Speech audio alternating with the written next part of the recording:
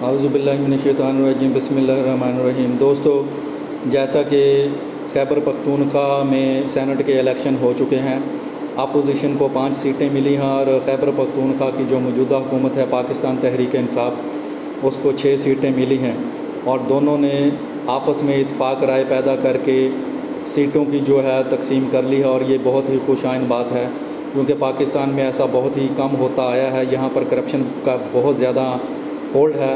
और दूसरा, पाकिस्तान तहरीक इंसाफ के कुछ जो नुमाइंदे थे, यानी कुछ मेंबर थे, वो नाराज़ भी थे, लिहाजा उनको कोई खातिर खा फ़ायदा नहीं हुआ और वोट की ख़रीदो फ़रोख्त बिल्कुल भी मुमकिन ना हो पाई है।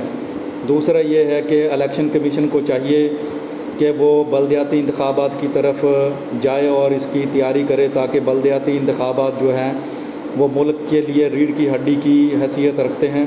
और हुकूमत को भी चाहिए कि बल्दियाती इंतखाबात जल्द से जल्द मुकम्मल करवाए और इसके लिए कानून साजी करवाए। और दूसरी बात यह है, हर इलेक्शन में धांधली का शोर शराबा जो किया जाता है, इसके लिए भी कानून साजी मुनासिब अंदाज में की जानी चाहिए, क्योंकि हुकूमत के पास अब नंबर गेम पूरे हैं, यानी 2/3 अक्सरियत जो है हुकूमत को वो हासिल हो चुकी है।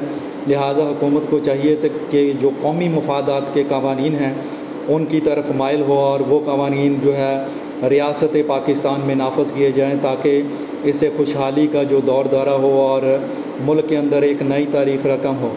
दूसरा ये है कि पाकिस्तान में तकरीबन 15 जो है सरकारी इदारे हैं जो तकरीबन अब तक 5,900 खरब का नुकसान कर चुके हैं, और ये बहुत ही ज़्यादा ह्यूज अमाउंट है। इस तरह की जो 5,900 खरब की अमाउंट है वो नुकसान बहुत ज़्यादा कर रही है। लिहाजा हुकूमतों को चाहिए इन नुकसानात को जो है कम से कम करने की कोशिश करें, और जितने भी पब्लिक सेक्टर्स के जो इदारे हैं उनको या तो निजकारी कर दे या फिर उनके अंदर इस्लाहात नाफज करके बेहतरी पैदा करने की कोशिश करे और नुकसानात को कम से कम करे। और बिल्कुल मैं तो ये कहूँगा कि नुकसानात बिल्कुल ख़त्म कर देने चाहिए।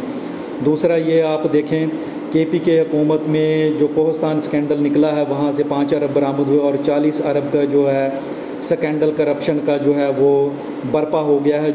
इस आवाम को करप्शन के गर्दाब में ही फंसाया हुआ और करप्शन जो है वसी पैमाने पर सराइत पजीर कर चुकी है, जो हमारे मुआशरे को दीमक की तरह चाट रही है।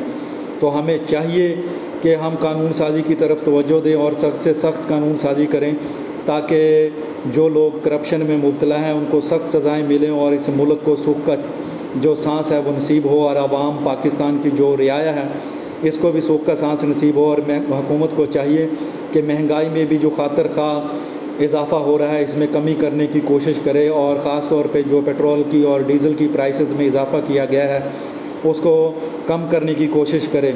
और हुकूमत जो दूसरे नुकसानात हैं उनको भी कम करे, ताकि जो फ़ायदा है वो आवाम की तरफ मुंतकिल किया जा सके।